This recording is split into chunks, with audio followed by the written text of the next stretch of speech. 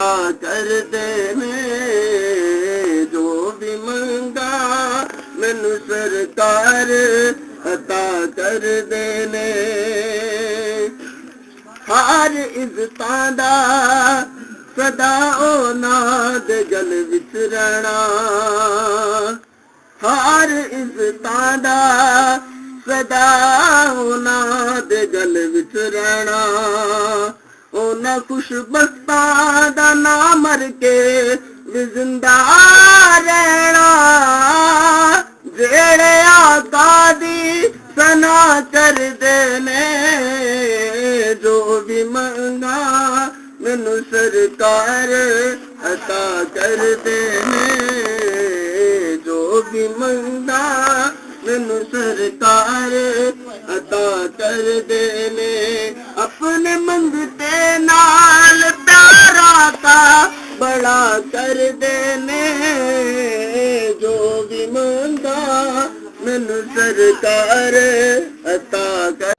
बिस्मिल्लाहिर्रहमानिर्रहीम। अस्सलामु अलैकुम दोस्तों और बुजुर्गों नाज़रीन, तुहाडे सामने अगली वीडियो के नाल मैं हाज़र हाँ। जी यह वीडियो बहुत ही ज़बरदस्त तो बड़ी अच्छी, वैसे तो अलहमदुलिल्लाह साड़ी हर वीडियो जी होंगी है उस दे विच बड़ा अच्छा निचोड़ होंदा है और उस दे अंदर लाजमी सबक होंदा है।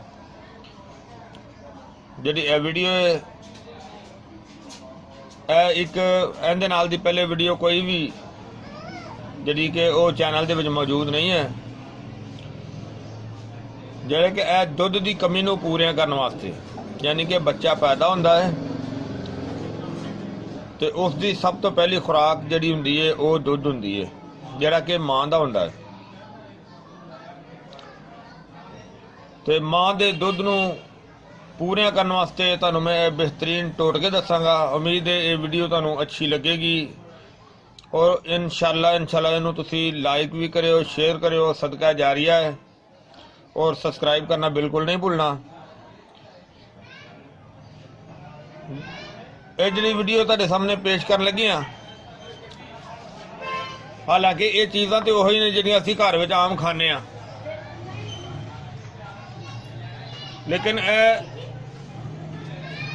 बहुत ही एक अच्छा पहला ये नुस्खा है, पहला टोटका है। तुहानूं इस तो बाद एक होर टोटका दसांगा, यानी कि यह चावल ने, यानी कि कोई तारफ की मोहताज भी नहीं चीज़, आम चावल ने। और यह जिहड़ा है यह जीरा सफेद है, चिट्टा जीरा।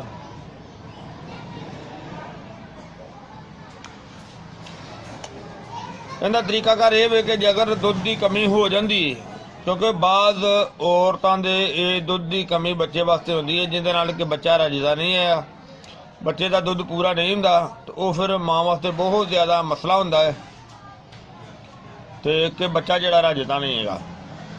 बाज़ का इस तरह होंदा है कि बच्चे को फिर अगर ओपरा दुध, लावा दुध, यानी कि एक प्राइवेट दुध लगाया जाए तो बच्चे की सेहत जी वो ठीक नहीं रही। बाज़ का पोटियां लग जांदियां ने, बाज़ का जिहड़ा कि होर मसला बन जाता है, पेट खराब रहता है। तो उसका बेहतरीन हल यही होंदा कि माँ का दुध जिहड़ा ना वाफर मकदार च होवे ते उस दे नाल बच्चा जिहड़ा ना वो रज जांदा है, बच्चे की सेहत ठीक रहिंदी है, जिस दे नाल उम्मीद है कि ये तुहानूं वीडियो बड़ी चंगी लगेगी।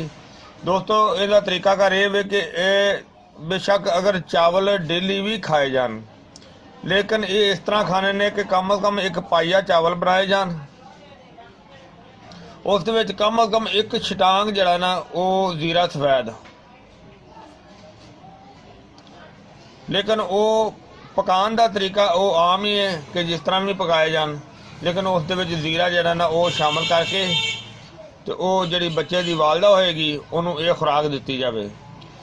इस दे नाल इंशाअल्लाह कि बहुत ही बेहतर और बहुत ज़्यादा फ़ायदा होएगा, यानी कि दुध माशाअल्लाह वाफर मकदार नाल पैदा होएगा तो बच्चे की बेहतरीन जी वो गुज़ा अल्लाह ताला मुहैया करनगे, मुयसर करनगे, इंशाअल्लाह मिलेगी। इस तरह ही तुहाडे सामने मैं एक होर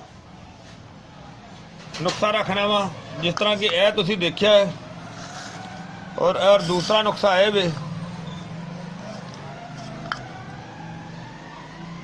ਇਹ ਵੀ ਕੋਈ ਮਹਤਾਜ ਨਹੀਂ ਹੈਗੀ ਤਾਰਫ ਦੀ। ਇਹ ਚੀਜ਼ ਜਿਹੜੀ ਹੈ ਜਿਹਨੂੰ ਤੁਸੀਂ ਜਾਣਦੇ ਹੋ, ਬੜੀ ਚੰਗੀ ਤਰ੍ਹਾਂ ਇਹ ਚਨੇ ਦੀ ਦਾਲ ਹੈ।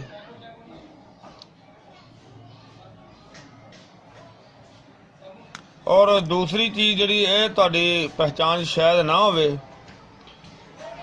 ਅਗਰ ਨਹੀਂ ਹੈ ਤਾਂ ਉਹ ਦੱਸਣੀ ਤਾਂ ਅਸੀਂ ਹੈ ਇਹ ਤੁਹਾਨੂੰ। ਇਹ ਚੰਦਨ ਹੈ, ਲੇਕਿਨ ਇਸ ਦਾ ਇਸਤੇਮਾਲ ਇਸ ਤਰ੍ਹਾਂ ਹੈ ਕਿ ਇਹ ਚਨੇ ਦੀ ਦਾਲ ਜਿਹੜੀ ਹੈ ਉਹ ਕਮ ਅਜ਼ ਕਮ ਇੱਕ ਸਟਾਂਗ ਚਨੇ ਦੀ ਦਾਲ ਲੈ ਕੇ ਉਹਨੂੰ ਮਿੱਟੀ ਦੇ ਪਿਆਲੇ ਦੇ ਵਿੱਚ ਭਿਗੋ ਦਿੱਤਾ ਜਾਵੇ। ਜਿਸ ਤਰ੍ਹਾਂ ਕਿ ਇੱਕ ਇਹ ਬਰਤਨ ਹੈ, ਇਸ ਤੋਂ ਵੱਡੇ ਸਾਈਜ਼ 'ਚ ਮਿੱਟੀ ਦਾ ਪਿਆਲਾ ਆਮ ਮਿਲ ਜਾਂਦਾ ਹੈ। ਮਿੱਟੀ ਦੇ ਪਿਆਲੇ ਦੇ ਵਿੱਚ ਦੁੱਧ ਗਰਮ ਲੈਣਾ ਹੈ, ਗਰਮ ਦੁੱਧ ਦੇ ਵਿੱਚ ਇਹ ਜਿਹੜੀ ਦਾਲ ਹੈ ਉਹ ਭਿਗੋ ਦੇਣੀ ਹੈ, ਉਸ ਨੂੰ ਉੱਤੋਂ ਅੱਛੀ ਤਰ੍ਹਾਂ ਡਾਂਪ ਦੇਣਾ ਹੈ। ਔਰ ਉਹ ਪੂਰੀ ਰਾਤ ਜਿਹੜੀ ਹੈ ਉਹ ਉਸੇ ਤਰ੍ਹਾਂ ਹੀ ਭਿੱਜੀ ਰਵੇ ਦੁੱਧ ਦੇ ਵਿੱਚ,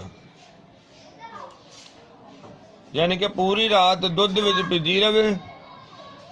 ਤੇ ਉਸ ਤੋਂ ਬਾਅਦ ਸਵੇਰ ਇਹ ਜਿਹੜੀ ਚੰਦਨ ਹੈ ਇਹਦਾ ਪਾਊਡਰ ਬਣਾ ਲੈਣਾ ਬਰੀਕ, ਬਿਲਕੁਲ,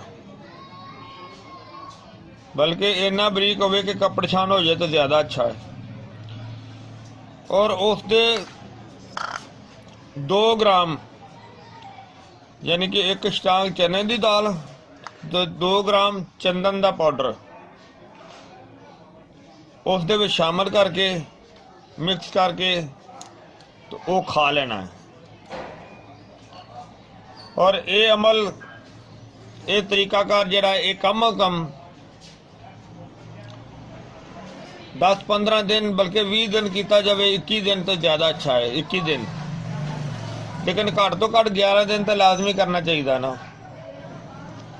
ਪਰ ਇਹਦਾ ਕੋਈ ਨੁਕਸਾਨ ਵੀ ਨਹੀਂ, ਕੋਈ ਸਾਈਡ ਇਫੈਕਟ ਵੀ ਨਹੀਂ ਕਿਸੇ ਕਿਸਮ ਦਾ। बेहतरीन अच्छी और ताकत दे ग़िज़ा है, बेहतरीन चीज़ है। और इस तरह जिस तरह के पहला नुस्खा तो मैं दस्या है, यह भी कम अज़ कम जरा ना वो भी कोई 10-11 दिन, ज़्यादा तो ज़्यादा जो है वो 21 दिन इस्तेमाल करना बेहतर रहेगा।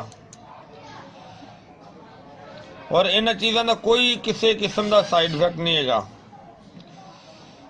अगर कोई प्रॉब्लम महसूस होवे तो बंदा अगर छड्ड भी देवे तो कोई मसला भी नहीं है। फिर यह भी गल है कि यह भी जो बनाए जान, यह भी सुबह निहार मुँह इस्तेमाल किए जान तो ज़्यादा अच्छा है। और यह भी जो बनाया जाए यह भी निहार मुँह इस्तेमाल करना है, क्योंकि निहार मुँह का इस्तेमाल करना जरा ना वो सब तो बेहतर होता है। और दूसरी गल ये वे कि इसका इस्तेमाल अगर 2 टाइम भी किया जाए तो फिर भी कोई मसला नहीं है।